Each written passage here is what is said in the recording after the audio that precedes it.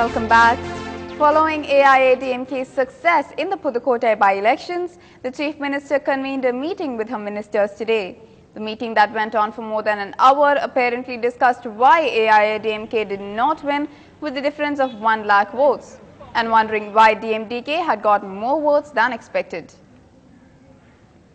With low water levels at the Mettur Dam, which caters to the Delta farmers, and Karnataka not releasing Tamil Nadu's due share of water for the month of June, the government announced increasing the 3-phase power supply for motor pumps in the Delta region to take up Kurubai crop. Chief Minister Jayalalitha convened a review meeting with top officials including the Chief Secretary Debendranath Sarangi, TNEB Chairman and others, and announced increasing the duration from 9 hours to 12 hours. She also announced allocating a special assistance of 125 crore rupees to TNEB for purchasing power from outside market, besides clearing 2,000 crore rupees for the state-run enterprise as part of its subsidy dues for the year. On to the Sankar Raman murder case, Auditor Radhakrishnan has asserted in the court that the letters against the Sankara Mutt were not written by him. The auditor was allegedly attacked and the investigation into the same was conducted at the Chennai Sessions Court today. He says that the illegal activities at the Sankara Mutt were a topic of debate between him and the deceased Sankara Raman, and that the letters that were written condemning these illegal activities. He also asserted that the letters were written in the name of Somasekara Ganadigal against the Mutt were not written by him. The case has been adjourned to the 27th. என்னோட கேஸ்லயும் சரி சங்கர்ராமனோட கொலை வழக்கிலையும் சரி இந்த சோமசேகர கணபாட்டிகள்ங்கிற பேரில் எழுதப்பட்ட அந்த மொட்டை கடுதாசிகள் தான்.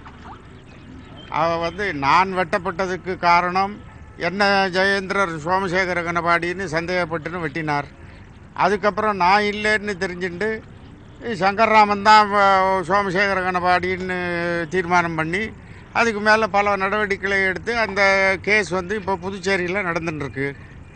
அதனால் இது சமாச்சாரமே இது எதுக்காக இந்த மாதிரி எடுத்தார், இந்த மாதிரி ஆளை வச்சு அடிக்கிறது, இந்த சமாச்சாரங்கள்லாம் என்னன்னு எனக்கு ஒன்றும் புரியல சார். எல்லாத்தையும் தெளிவாக இன்றைக்கி கோர்ட்டில் நான் சாட்சி சொல்லியிருக்கேன். Moving on, MDMK leader Vaiko has told in a press release that the people of Kerala are very unhappy with the politicians there who used Mullai Periyar as an issue for election campaigning. The Kerala government had given a green signal to its minor irrigation and forest departments to permit transportation of cement by Tamil Nadu through its forest area to grout holes on the Mullai Periyar Dam that continues to be a bone of contention between the two states. The permission comes in the wake of farmers gearing up for a massive agitation headed by MDMK leader Vaiko at Kumbam on Saturday against Kerala government for its obstructionist activities in carrying out works to close the holes. The central government has given approval for a road to be constructed between Dhanushkodi and Rameshwaram after 48 years. As of now, the officials are assessing the sand there and have even dug holes 10 feet deep and will be sending a report to the government soon, following which the government will dispatch the appropriate funds for the road construction. The Salem court has dismissed the petition to keep Veerapandi Arumugam in custody and interrogate him. A case was filed on Arumugam and 30 others, after which he was arrested and lodged in the Vellore jail. When Arumugam was produced in court today, the case was dismissed and stated that Arumugam will be in judicial custody till the 29th. As part of the AIADMK government's crackdown on land grabbing, a case was registered against Arumugam and others for allegedly evicting residents of Angamal colony in the heart of the city in 2008 and taking over the land.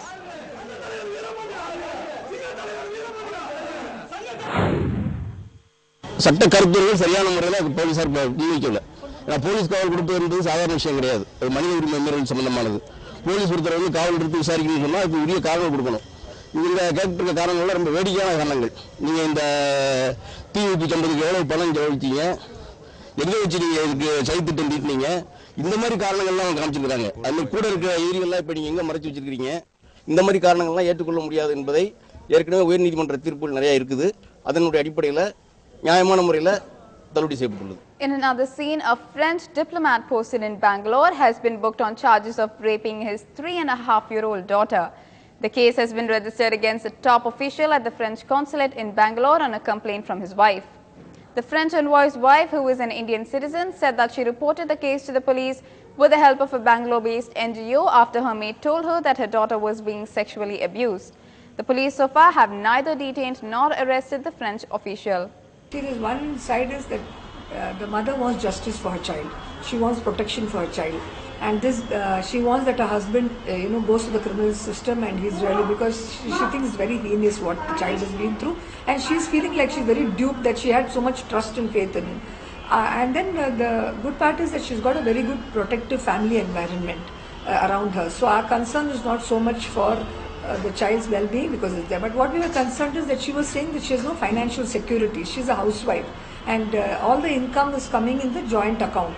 And he was not he was very tight-fisted and not allowing her to use much of it. And whatever was not spent was being sent to France. So she was very worried that if he gets arrested and if he's deported or if he's in prison, how will she have access to funds? So that is a discussion that we had. I said the 3 children should get some maintenance per month for some time, and French government gives non-working spouses an allowance. So that was also being pooled with his salary. So I said if that can be separated, so Monday we'll probably work out on that financial security for her. More tragic news: at least 32 people were killed and 15 injured as a tourist bus traveling from Hyderabad to Shirdi fell off a bridge last night. Officials fear that the number of dead may go higher. According to officials, a private bus skid off a narrow road and fell off a bridge at Solapur in Maharashtra. The victims, hailing from Hyderabad, were returning after a pilgrimage to Shirdi Sai Baba temple in Ahmedabad when the mishap occurred at 2:40 a.m.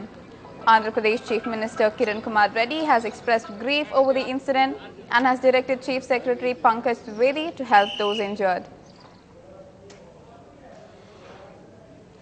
2 women who had locked themselves inside their apartment for at least 6 months in Delhi's Rohini area have been rescued this morning.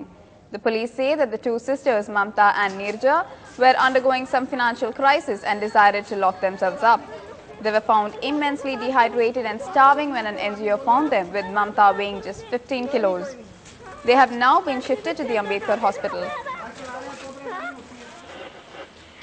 कि 2 lady जो है वो कमरे में बंद हैं और जिनको 10:30 बजे लगभग हमें इत्तला मिली थी, तो मौके पर पहुंचा तो जो बिल्कुल एकदम से वर्किंग मतलब जिनका जो है हाथ पैर काम नहीं करते उनको जो है पीएससी हॉस्पिटल में जो है शिफ्ट किया गया 10:30 बजे लगभग की ये कॉल है। कैसी हालत है? क्या उनको बहुत ही खराब है, न्यूट्रिशन शायद उनको जो है कमी है और उनके जो है काफ़ी मतलब जो है बॉडी पार्ट्स जो है काम वर्किंग में नहीं है, काम नहीं कर रहे हैं। 21 years after she was awarded the Nobel Peace Prize, Myanmar opposition leader Aung San Suu Kyi finally accepted the award in Oslo. The 66-year-old champion of democracy signed the Nobel Institute's guest book and then gave her acceptance speech. Suu Kyi said that winning the prize was reassurance that Burma's plight had not been forgotten. Aung San Suu Kyi spent much of the past 24 years under house arrest in Burma. She was freed in late 2010. It's another short break for now, but we'll be right back.